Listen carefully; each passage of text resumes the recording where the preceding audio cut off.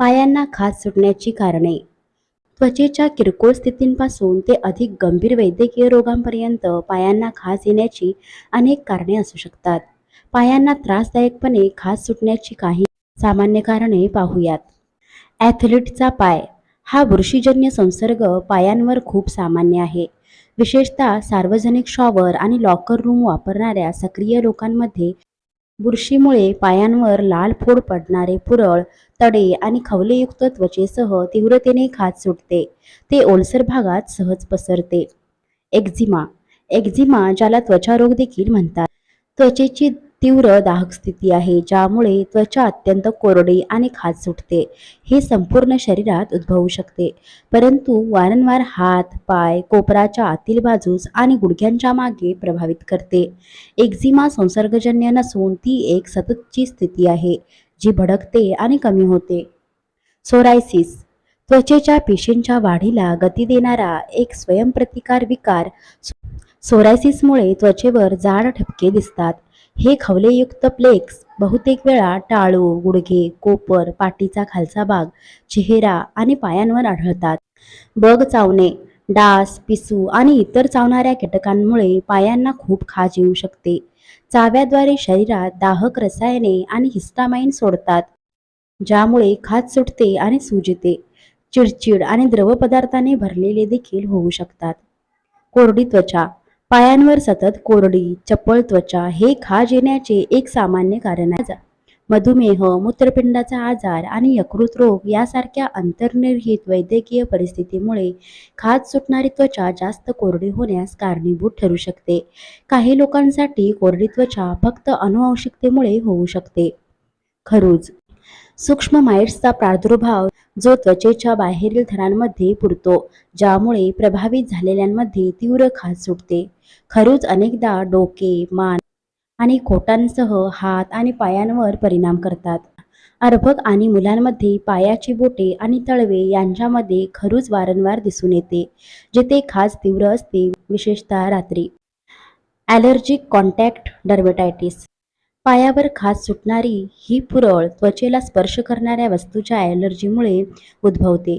सामान्य ॲलर्जीमध्ये मोजे आणि शूजमधील रंग किंवा फॅब्रिक्स, लोशन किंवा साबणांमधील सुगंध आणि रबर किंवा लेटेक्स सामग्री यांचा समावेश होतो. पुरळांमध्ये सामान्यतः लालसरपणा, सूज, अडथळे आणि तीव्र खाज यांचा समावेश असतो. मूत्रपिंडाचा आजार. प्रगत मूत्रपिंडाच्या आजारामुळे पाय आणि हातांच्या त्वचेसह सामान्य खाज सुटू शकते.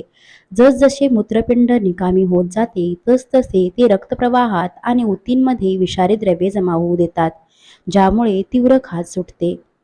थायरॉइड समस्या. हायपोथायरॉइडिझम किंवा कमी सक्रिय थायरॉइड ग्रंथी दीर्घकाळ कोरडी, फ्लॅकी, खाज सुटलेली त्वचा यासारख्या लक्षणांसह प्रकट होऊ शकते. कोणत्याही सोबत पुरळ न येता सर्वत्र खाज सुटू शकते आणि त्वचेवर थायरॉइड संप्रेरकांच्या परिणामांशी संबंधित आहे. गर्भधारणा. काही गर्भवती स्त्रिया गर्भधारणेच्या इंट्राहेपॅटिक कोलेस्टेसिस नावाची स्थिती विकसित करतात, ज्यामुळे संपूर्ण शरीरावर तीव्र खाज सुटते. याला प्रोरिटस ग्रॅव्हिडारम असेही म्हणतात. हे बहुतेकदा हाताच्या तळवे आणि पायाच्या तळव्यांना प्रभावित करते. खूप अस्वस्थ असले तरी ते आई किंवा बाळालाही हानिकारक नाही. मधुमेह. रक्तातील साखरेची पातळी सतत वाढल्याने त्वचेशी संबंधित अनेक समस्या उद्भवू शकतात. पायांना खाज सुटणे आणि कोरडी त्वचा मधुमेहामध्ये सामान्य आहे.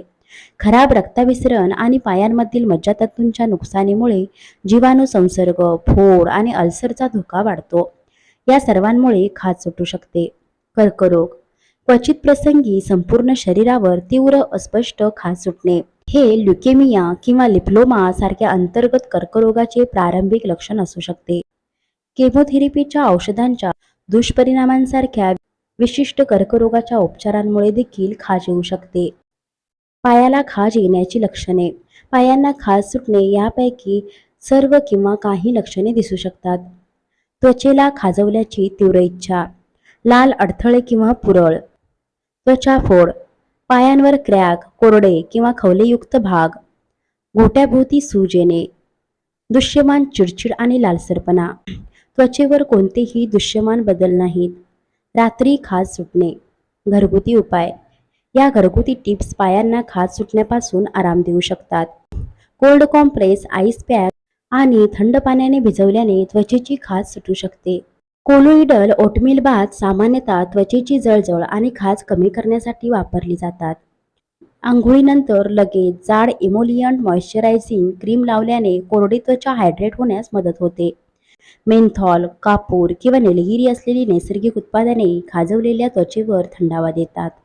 जास्त गरम शॉवर किंवा अंघोळ, कठोर साबण आणि स्क्रॅचिंग टाळा, ज्यामुळे त्वचा आणखी कोरडी होते आणि नुकसान होते. मित्रांनो, व्हिडिओ आवडल्यास व्हिडिओला लाईक करा, शेअर करा, सबस्क्राईब करा. धन्यवाद.